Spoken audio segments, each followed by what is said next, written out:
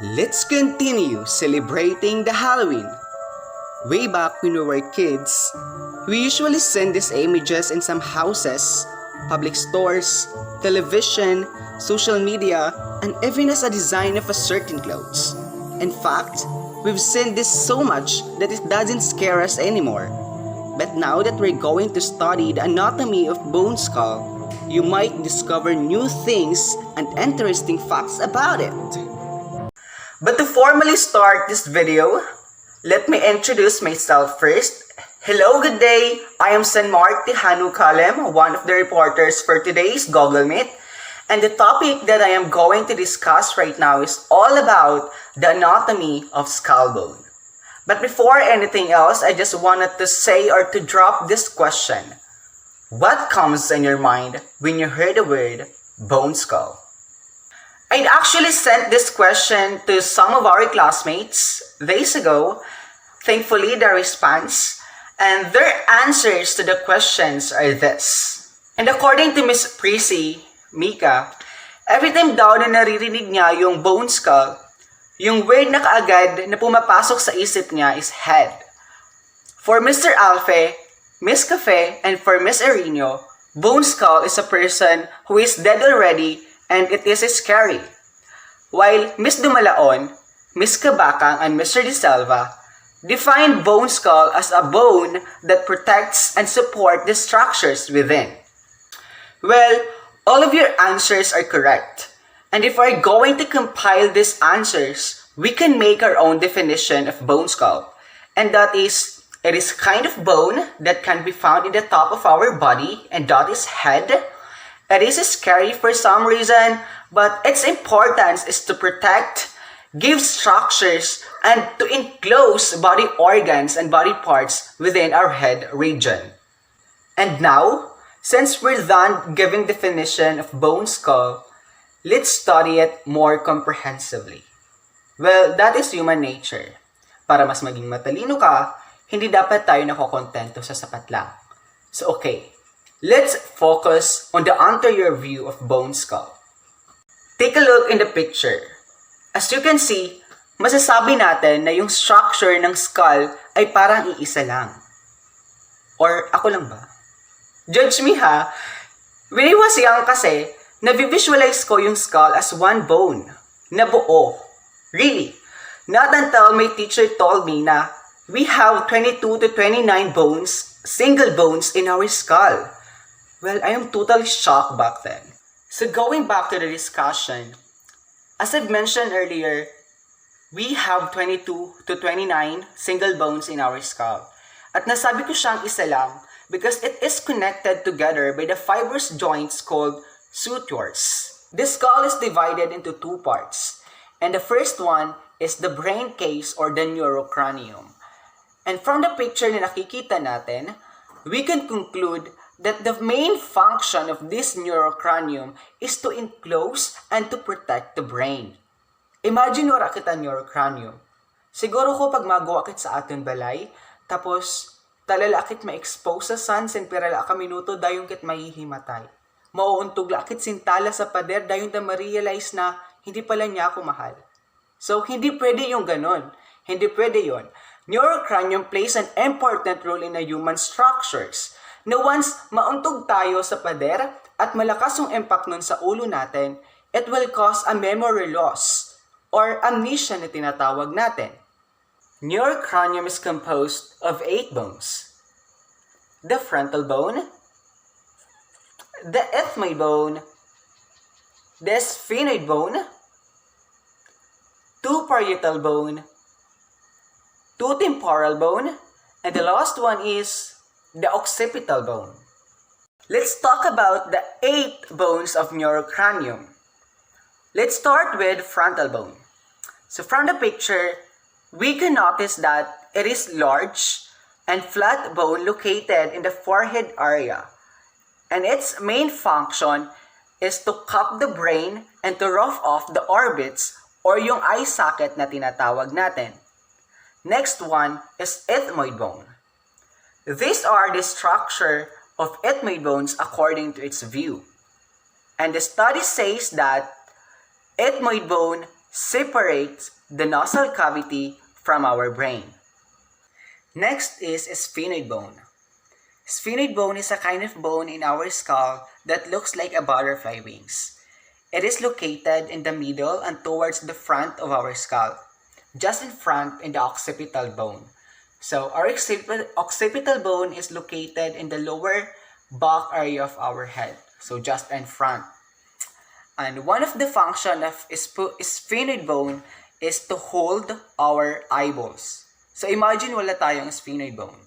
Malamang sa malamang, kunting galaw lang natin, yung eyeballs posibleng malaglag ng basta-basta. Next is parietal bone. Kung ang frontal bone ang the largest bone sa skull natin, yung parietal bone naman yung the widest. It is located in the upper back area of our skull. Ito siya. And its function is to cup and protect our brain. Next is temporal bone. Temporal bone provides structural support for the skull while protecting some parts of our brain. It is also enclosed the middle and inner area of our ear. And lastly, occipital bone. Just like the frontal bone, parietal bone, and temporal bone, occipital bone also encloses our brain. And just like what I've said earlier, it is located in the lower back area of our head. And now, since we're done discussing about the first division of skull, let's move on to its second division, which is called as facial skeleton or viscerocranium. So, viscerocranium provides structure of our face. Paano ko siya nasabi? For example, meron mga taong ma-jawline, di ba? Or sa Wattpad, tinatawag natin siyang umiigting na panga. Meron namang mahaba yung baba, merong hindi. Merong ma-cheekbone, meron namang ding hindi. Merong pango, at merong matangos ang ilong. Also, viscerocranium support soft tissues in our face and houses the teeth. Facial skeleton is composed of different bones. This includes 2 nasal bones, 2 lacrimal bones, 2 inferior nasal conchae, 2 maxilla, 2 palatine bone, 2 zygomatic bone, 1 vomer, and 1 mandible. So let's start giving definition of each bone. First is nasal bone. Simple. When we say nasal bone, it means the bridge of our nose. The second one is lacrimal bone, or in English, it means tears, located in our eye socket. We have 2 kinds of lacrimal bone. The one is facing our eye, and the one is facing in our nose. Inferior nasal conchae. So from the word itself, it is located in our nasal cavity, and its function is to filter the air that we breathe. Next is maxilla. It is a bone that looks like a pyramid shape. It is located in the middle of our facial skeleton, and its function is to provide support whenever we are chewing a food or speaking. Next is palatine bones. And as you can see to the pictures, you will notice that it looks like a L shape. It's located in the back of our nasal cavity between maxilla and splenoid. Next is zygomatic bone, or also called as our cheekbone here. The next bone is vomer. Its function is to divide the nasal cavity. And lastly, the mandible. Based on the picture, we notice that mandible holds our teeth and forms our lower jawline. Anatomists consider the mandible as the strongest bone in our facial skeleton. This bone is also responsible for our chewing and speaking. Also, from this view, we can clearly see the 2 major landmarks of the facial skeleton. The orbits are also known as the eye sockets and the nasal cavity. The eye sockets consist of 7 bones, and these are frontal bones, ethmoid bones, lacrimal bones, maxilla, sphenoid bone, palatine bone, and zygomatic bone. And nasal cavity is consists of 7 bones as well.